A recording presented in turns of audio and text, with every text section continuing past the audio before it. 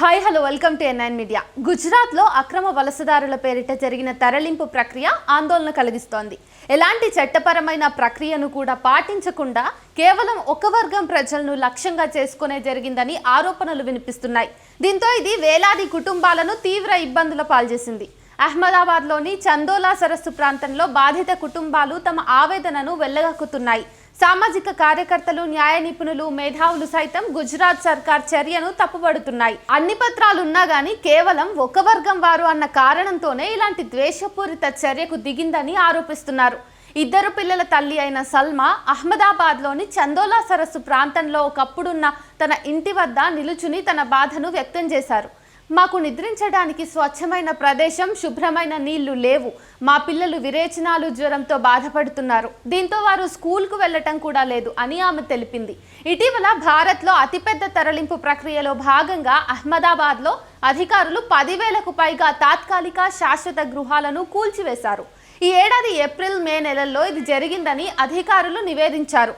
April 22న Pahalgam ఉగ్రదాడి తర్వాత ఈ డ్రైవ్ జరిగింది. చందోలాలోని దాదాపు 1000 మంది నివాసితులను అక్రమ బంగ్లాదేశీయులుగా ముద్రవేసి మండే ఎండలో లాల్ దర్వాజా పోలీస్ స్టేషన్ కు అంటే 6 కిలోమీటర్లు వారిని అధికారులు నడిపించినట్టుగా సమాచారం. వారిని నేరస్తుల్లాగా చేతులు పైకెత్తి కవాతు చేయించారు. కొంతమందికి చెప్పులు కూడా వేసుకునే అవకాశాన్ని కూడా ఇవ్వలేదు.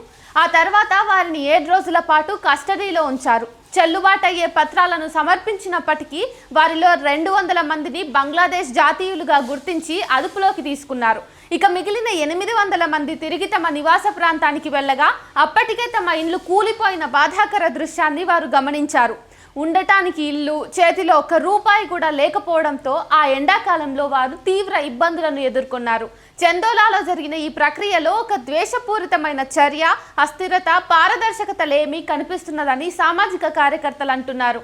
కూల్చివేతకు సంబంధించి అధికారిక యంత్రాంగం నుంచి చాలా మందికి ముందస్తు నోటీసులు అందలేదని బాధిత కుటుంబాలు చెప్తున్నాయి. వీరిలో ఎక్కువ మంది యూపీ, బీహార్, పశ్చిమ బెంగాల్, రాజస్థాన్ వంటి రాష్ట్రాల నుంచి వచ్చిన ముస్లిం వలస కార్మికులే. అయితే వీరి దగ్గర సరైన చెల్లుబాటయ్యే పత్రాలు ఉన్నప్పటికీ అధికారులు అత్యుత్సాహాన్ని ప్రదర్శించారు. వారిని అక్రమ బంగ్లాదేశ్ వలసదారులుగా ముద్రవేసి వారిని సామూహికంగా అక్కడి నుంచి తరలించారు. ఏప్రిల్ 26న పోలీసు సిబ్బంది చందోలా సరస్సు సమీపంలోని బెంగాలీవాస్ ప్రాంతంలోకి ప్రవేశించారు. People's Union for Civil Liberties అనేటటువంటి నివేదిక ప్రకారం 457 మంది పురుషులు, 219 మంది మహిళలు, 214 మంది పిల్లలు, మొత్తంగా 890 మందిని అదుపులోకి తీసుకున్నారు. వారిని కంకారియా ఫుట్బాల్ గ్రౌండ్కు తీసుకెళ్లి చాలా గంటల పాటు బయటే కూర్చోబెట్టారు. ఆధార్, ఓటర్ వంటి గుర్తింపు కార్డులు, ఇతర పత్రాలు ఉన్నప్పటికీ అవి నకిలీవని అధికారులు కొట్టివేశారు. అదుపులో ఉన్న వారిలో చాలా మంది బీహార్, రాజస్థాన్, గుజరాత్, పశ్చిమ బెంగాల్కు చెందిన భారతీయులే కావటం గమనార్హం. మా దగ్గర రేషన్ కార్డులు, స్కూల్ సర్టిఫికెట్లు, జనన ధృవీకరణ పత్రాలు వంటి అన్ని డాక్యుమెంట్స్ ఉన్నాయి.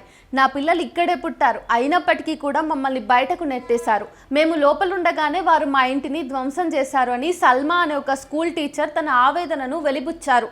అహ్మదాబాద్ మున్సిపల్ కార్పొరేషన్ ఏఎంసీ ప్రకారం ఏప్రిల్, మే మధ్య చందోలా సరస్సు ప్రాంతంలో 10,000కు పైగా అక్రమ నిర్మాణాలుగా చెప్పబడే ఇండ్లు తొలగించబడ్డాయి. అయితే ఈ ప్రక్రియకు సంబంధించి చట్టపరంగా పాటించాల్సినటువంటి ప్రక్రియను అధికారిక యంత్రాంగం అనుసరించలేదని, ఒక పథకం ప్రకారం ఒక వర్గం ఉంటున్న ప్రాంతాన్ని లక్ష్యంగా చేసుకోవటమే వారి చర్యల్లో కనిపించిందని సామాజిక కార్యకర్తలు చెప్తున్నారు. అధికారులు, పోలీస్ సిబ్బంది ఉదయం 6 గంటలకు వచ్చారు. 10 గంటలకల్లా అంతా అయిపోయింది. వస్తువులన్నీ బుల్డోజర్ల కింద నలిగిపోయాయి. మనం ఎప్పుడు ఇంటికి వెళ్తున్నామని నా కూతురు అడుగుతోంది. కానీ ఇప్పుడు ఇల్లు కూడా లేదు అని గృహ కార్మికుడు ఒకసారి వాపోయాడు. గుజరాత్ ప్రభుత్వం మాత్రం తన చర్యను సమర్థించుకున్నది. ఈ ప్రక్రియను సాధారణ ఆక్రమణ తొలగింపుగా కాకుండా ఉగ్రవాద వ్యతిరేక చర్యగా ఆ రాష్ట్ర హోంశాఖ సహాయ మంత్రి హర్ష్ సంఘవి అభివర్ణించారు.